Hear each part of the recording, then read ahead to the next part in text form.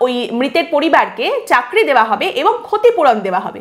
মুখ্যমন্ত্রী বলছেন এটা অত্যন্ত মর্মান্তিক ঘটনা, চাকরি এবং ক্ষতিপূরণের ব্যবস্থা আমরা করে দেবো পরিবারকে, এবং ক্ষতিপূরণ তো দেওয়াই হবে, মুখ্যমন্ত্রীর কোটায় চাকরির ব্যবস্থা করে দেবো, গভর্নমেন্ট জব, কোনো অসুবিধা হবে না, যাতে পরিবারটা চলে যায় সেই ব্যবস্থা করা হবে। মুখ্যমন্ত্রীর কনভয় ওখান থেকে চলে যাওয়ার পর ওই মৃত যুবকের পরিবারের তরফ থেকে কি বলা হয়েছে জানেন? তারা বলছেন চাকরি দিলে কি জীবনটা ফিরিয়ে দেওয়া যায়, চাকরির মাধ্যমে কি জীবনটা ফিরে আসবে? কিন্তু চাকরি আর ক্ষতিপূরণ দেওয়াটা তো একটা স্ট্যান্ডার্ড আমাদের পশ্চিমবঙ্গের বিষয়। যেখানে যা হবে, কি চাই? চাকরি চাই, চাকরি নাও। কি চাই? ক্ষতিপূরণ চাই, টাকা নাও। ক্ষতিপূরণ একদম বাঁধা রেট রয়েছে, বিভিন্ন রকম দুর্ঘটনায় বিভিন্ন রকম ক্ষতিপূরণ।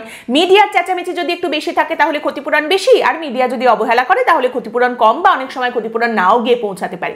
কিন্তু ক্ষতিপূরণের রেট আছে। বকটুইয়ের মতো ঘটনা, পুড়িয়ে মারা হয়েছে, আচ্ছা ঠিক আছে, ক্ষতিপূরণ কত আছে দেখে নিচ্ছি আমরা। অভয়ার ঘটনার মতো কিছু ঘটেছে, ধর্ষণ, দেখো ক্ষতিপূরণের রেট কি আছে। বিদ্যুৎস্পৃষ্ট হয়ে মারা গেছে, আচ্ছা ক্ষতিপূরণের ব্যবস্থা তো আমাদের রয়েইছে। রাস্তায় দুর্ঘটনায় প্রাণ হারিয়েছে এবং মর্গের ভেতরে চোখ চুরি করে নেওয়া হয়েছে এই অভিযোগ উঠছে, আচ্ছা ঠিক আছে, ক্ষতিপূরণ এটার জন্যও হয়ে যাবে। আর চাকরি দেওয়া হবে। আমি একটা সময় মজা করে বলেছিলাম, মানে একটা দুঃখের মজা আর কি, সেইভাবে বলেছিলাম যে পশ্চিমবঙ্গের চাকরির এমন অবস্থা, মানে এখন কোনো রকম পরীক্ষা টরীক্ষা দিয়ে রিক্রুটমেন্টের কিছুই যখন হচ্ছে না, পশ্চিমবঙ্গে চাকরির একমাত্র ক্রাইটেরিয়া হয়তো এটাই যে পরিবারের কাউকে মারা যেতে হবে তাহলে একটা চাকরি পাওয়া যাবে। একদম বাঁধা ধরা চাকরি তোমাকে দিয়ে দেওয়া হবে। আর নির্বাচনের আগে এখন তো আরোই বেশি করে চাকরি দিতে হবে, ক্ষতিপূরণ দিতে হবে, সব দিতে হবে।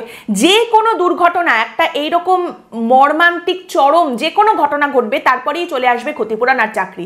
বিচার, ওসব বিচার টিচার চাই বলে কিছু বলো না, নাও চাকরি নাও, ক্ষতিপূরণ নাও, এবার চুপ করে বসো, এটাই আছে আমাদের পশ্চিমবঙ্গে। এবং সেখানে ওই যুবকের পরিবারের তরফ থেকে চিৎকার করা হচ্ছে যে আপনি একবার এসে মেডিকেল কলেজের অবস্থাটা দেখে যান, বারাসাত মেডিকেল কলেজের কি অবস্থা দেখে যান।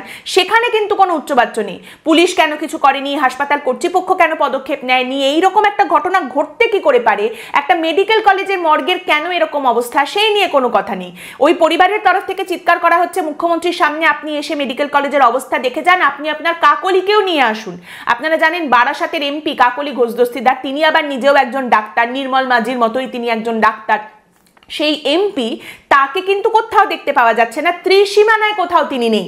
নেহাতি মুখ্যমন্ত্রীর গাড়িটা ফেসে গেছে তাই, আটকে গেছে, ওর মধ্যে পড়ে গেছে তাই। হেলিকপ্টারে আসা যাওয়াটা হয়ে গেলে এটা সমস্যাটা হতো না, এই জিনিসটা হতো না। নেহাত সড়ক পথে যেতে হচ্ছিল, গাড়িতে করে ফিরতে হচ্ছিল, সেই গাড়িটা ফেসে গেছে তাই। সেখানেও তারপরে উনি প্রতিশ্রুতির শান্তির জল ছড়িয়ে দিয়ে সেখান থেকে বেরিয়ে চলে গেছেন।